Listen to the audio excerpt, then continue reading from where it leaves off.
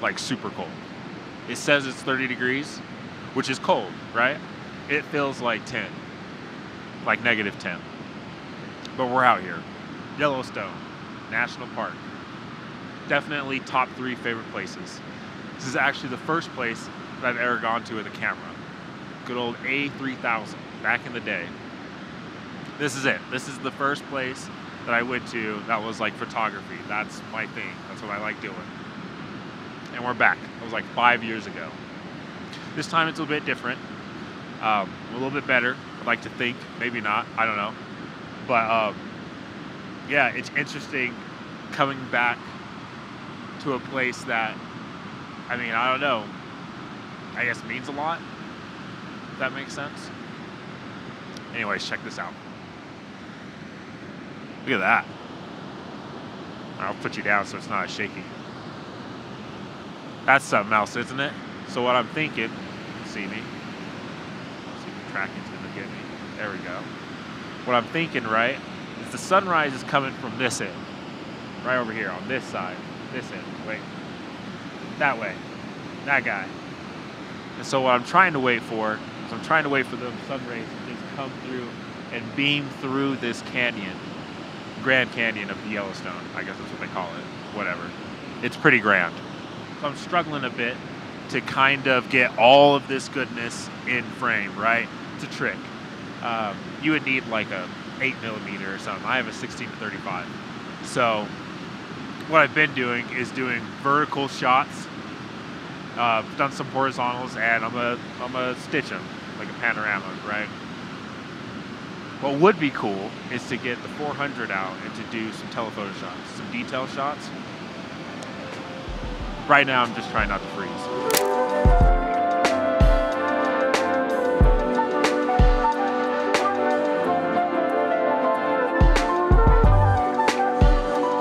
Look at this dude. Abby, how you doing?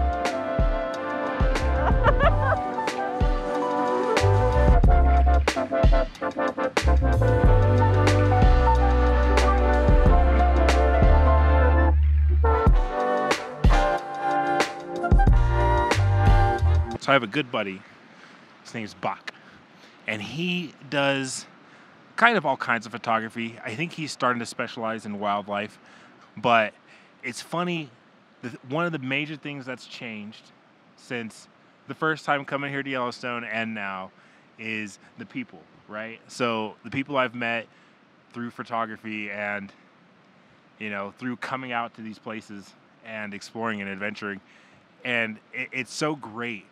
There's this whole collaboration kind of thing that happens, you know, kind of implied, kind of unspokenly.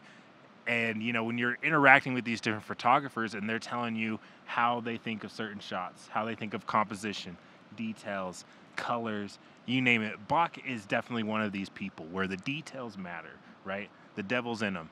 So talking with him, I feel like I've gotten an appreciation for, I guess, looking at that stuff and considering it while you're shooting, right? What's in the frame? What leads to what? What is the subject? What are the colors? Things like that, I think I've gotten from just having conversations with him, which is crazy.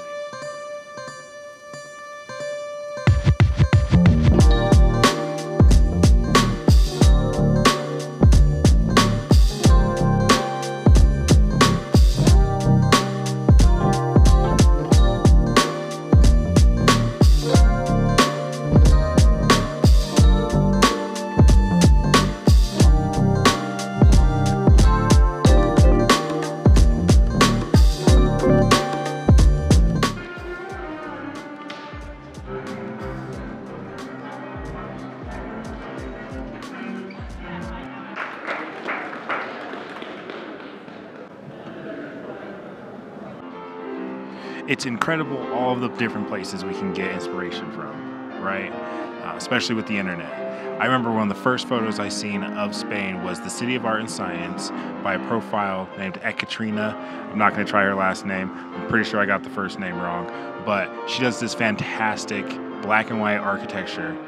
And I saw this photo and I had to go to it. I had to go to Spain, had to go see what this is about, had to try and replicate that photo. And it's very interesting to consider when you get into a field and when you start like going on the internet, going through the social medias, the Instagrams, and you see all of these photos, you're just like fire hosed with all this inspiration.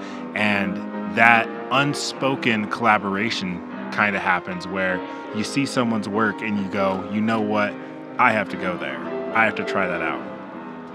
We're at the Old Faithful Inn by the Old Faithful Geyser, obviously, and a good wide angle, you know, as wide as you can go. That's what does this place some justice, right? You got all these wood pillars, support beams and such. You have all these levels, the lights, activity. It's great.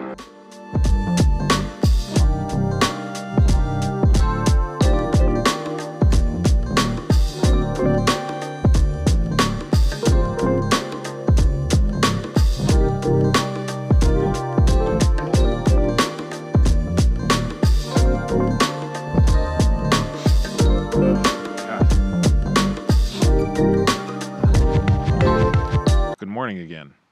We're out here, Grand Prismatic. Been shooting some sunrise stuff. It's been very cool. It's been very misty.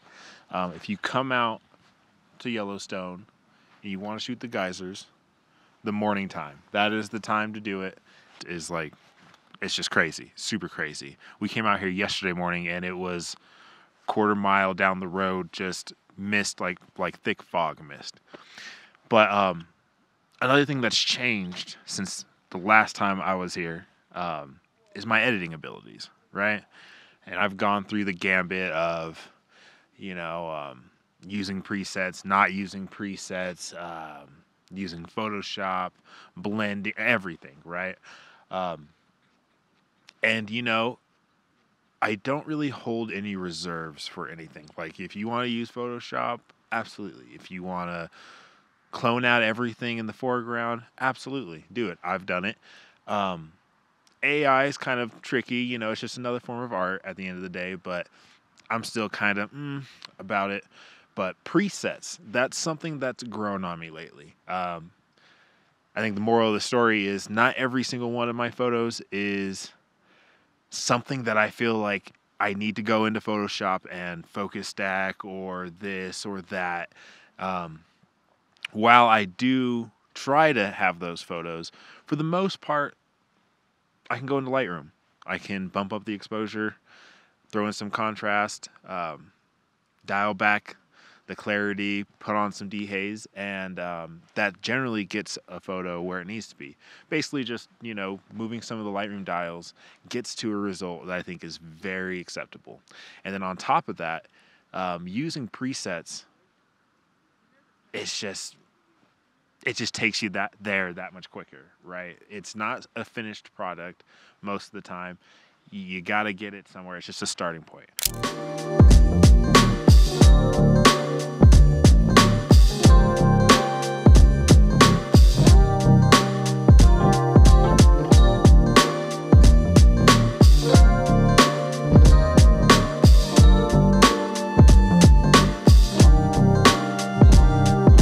Presets that I've been utilizing a lot of lately is from a UK photographer. You can find his Instagram account. It's Watch Luke. And he's found a nice tonality between blues and oranges and how he balances his darks and lights. I've really become a fan of. So of course, I wanted to incorporate that into my own photography and take my own spin to it. But aside from that, this is our last stop. Good old quintessential, Old Faithful.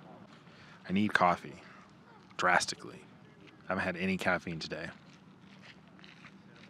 A photographer can't live like this.